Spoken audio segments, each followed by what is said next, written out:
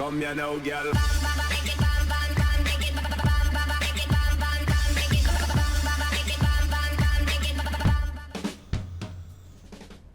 Hello and welcome to the 2021 Map of the Year series with me, BonBonB. I'm BonBonB, you're very, very welcome. Well, this is the penultimate show in the series. We've already had a look at the best rivers, the best mountains, the best vanilla and the best fantasy maps of the year. And today we are on to realism. Now I did toy with calling these two maps coastal as the category because they are both coastal, I guess. But they don't feel coastal in the way that I think if somebody was looking for a coastal map, they would be looking for one of these two. It's not the pretty beaches and the rugged cliffs, but they just happen to have coastlines. So I felt a better way of describing both of these is realistic. They both have a real realism vibe about them, although both at completely different ends of the scale. Today's runner-up of the year, don't forget when I say runner-up, I don't mean is second. No, it's second compared to every other single map that I have seen this year in the realism category. It's Clyne County by Ginseng. Yeah, wow. This map, wow. Okay, has a lot of things going for it. We reviewed it back in 1372, that's episode number of What's Map, where I gave it 4 stars for aesthetics, 4 for detail and 5 for gameplay potential. No DLC is required for this map whatsoever, although there are 74 items required on the workshop.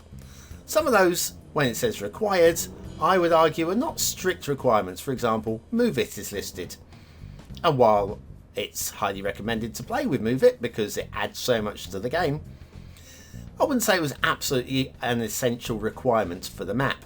But hey, it's whatever the creator feels like putting in that list. There are 1 or 2 other things in that list as well, but we won't dwell on that.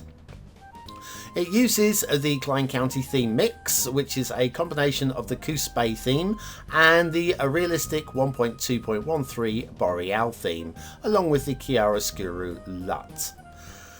We are using today on this map the procedural object mod and the intersection marking tool, which of course, intersection marking tool, if you don't have it, it doesn't matter so much, it just adds a little bit of extra detail to your roads.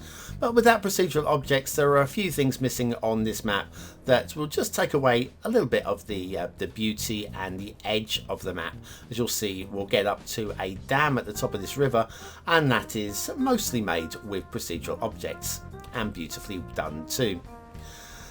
The other thing that these two maps today have in common is they are both, and wait for this, they're both first maps. That's right. I'm astounded by the quality in both for first time creators. Now, this map at one end of the scale with 74 items required and 700 hours invested into the build, according to the description.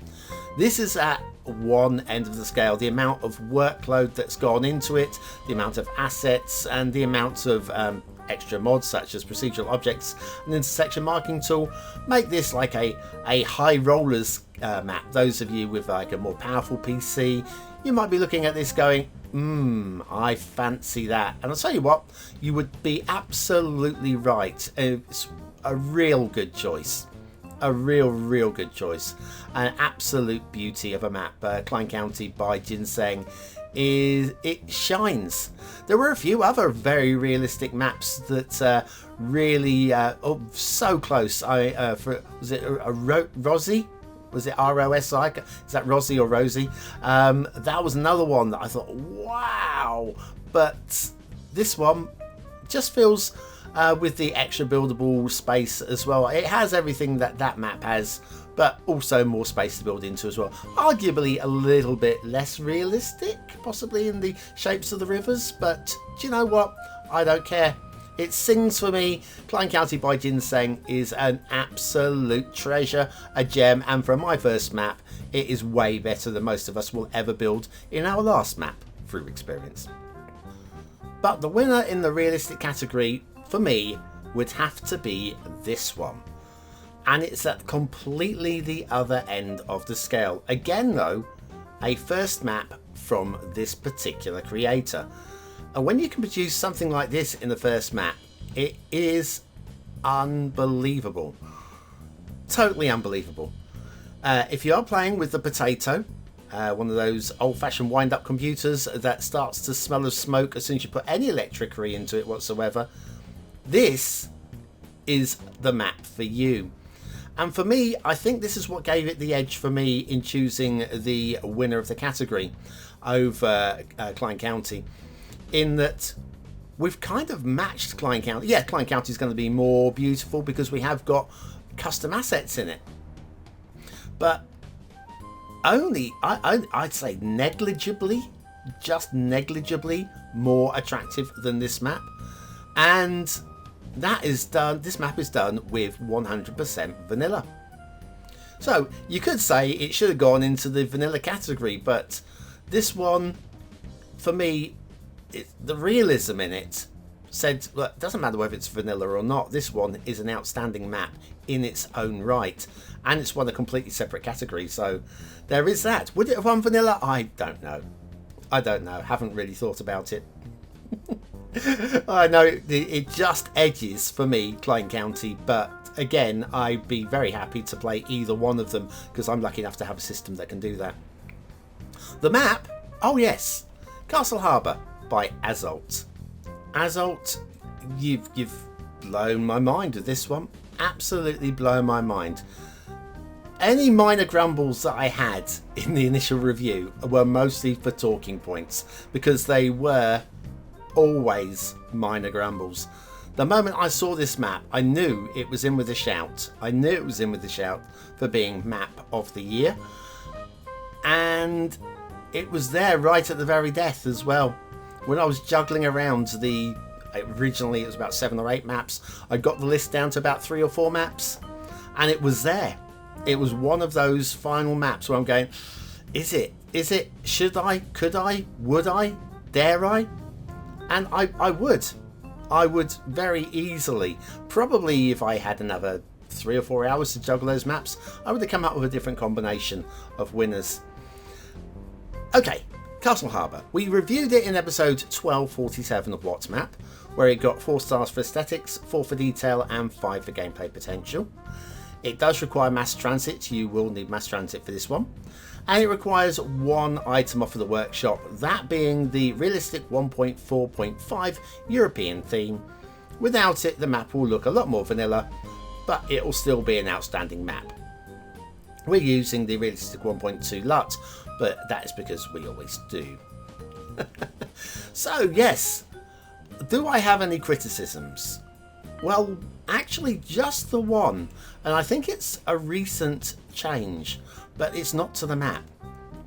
Azol, if you're watching this, and hopefully you are, and thank you so much for all of the amazing work you've done here, I think you've got a little bit of formatting issues on your workshop page, because everything is set to bold and it makes it very difficult to read. So if you can go back and just change the formatting on the workshop page, yeah, that's my grumble. That there is my one grumble. Formatting issue on the workshop page. The map itself, well, it could have gone into the rivers category because we have got a very strong river and it would definitely fit for a rivers map. It could have gone into the vanilla category because, well, it's 100% vanilla apart from the theme, which again you don't need.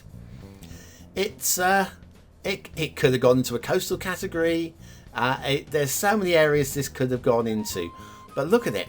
Does this look and feel realistic to you? I would say for me, absolutely it does. And then you add into the standard and the quality of the networking, the decisions made with the networking, like this intersection coming up down below. It could have been a simple roundabout plopped right there. It could have had a vanilla cloverleaf there. But no, we've gone with a very slick and sexy looking intersection there. Beautifully done. Beautifully worked. And the tree detailing around it, minimalistic without being too minimal. It works. Of course it works. Of course it works. And then if we follow the highway down, it takes us down into the start square area all the way down here, where we have lots of interesting shorelines to shape the shape of your city. You've got all these fields to work with to help shape the shape of your city, using the fields to expand your city out in certain areas and sticking by those field lines. We've got a lot of interesting detailing areas as well on the map. Again, all 100% vanilla and nothing pretentious, nothing overly worked that says, hey, look at me, I'm really clever. Which is great if you do, because look at me, I'm really clever. Bonbon Island, I've got what I call BonBonB, those ancient canals working down. I did that because I thought it was going to be a fun thing to try and achieve. It'd never been done before that I'd seen. And yeah, hey, look at me, I'm really clever. The cleverest thing on this map would be something like you got the castle going on down here, the castle as in Castle Harbour, and then we have the industrial section across the river on the other side, and they're done fine. They are done to a standard that is very, very, very good, without blowing their own trumpet to say, hey, look at the really clever new idea that I've come up with here. There are some neat ideas in there. I don't know if you saw the jetty in the bottom of the harbour there. I mean, some nice little ideas like the jetty going on there. But again, nothing game breaking, nothing game changing, nothing strictly bonkers or anything like that. Just a very strong, clean, tidy, attractive, realistic feeling vanilla map with nothing to grumble about. And isn't that what we want? Isn't that what we want? It's certainly what a lot of us could have done with when we started playing. Yeah, if this was the sort of the map that Colossal Order gave us with the base game all those years ago, I mean, just imagine the sort of cities we'd have been building back then, instead of the lumpy, bumpy cities that we were building back then. Oh man alive. Amazing. Absolutely amazing. So yes, Castle Harbour as alt, for me, yeah, wins in the realistic category. Although, again, if you have the processor power to be able to run Clyne County, then there's no reason why you shouldn't. Yeah, for me, there's a very fine, thin piece of paper between these two, and that is it. They are both exceptional maps, and so many of these final 12 were absolute exceptional maps. And we've got 2 more to come tomorrow. Yep, we have, in the final category, a category which is usually a really difficult category to succeed on, to actually get a map that not just looks right, feels right, plays right, and has fine detailing. There are very, very few of them on the workshop, and this year we've got 2 of them. So we'll be finishing with those tomorrow. But for now, I think if we set the camera down here and say thank you very much for watching, for commenting, for liking, and for subscribing. Join me tomorrow for that final one. And of course, if you've not seen the previous episodes, now's a very good time to subscribe to the channel and catch up with those that you've missed. And What's Map will return Monday next week with some of the best maps from the holiday period that we haven't had a chance to review yet.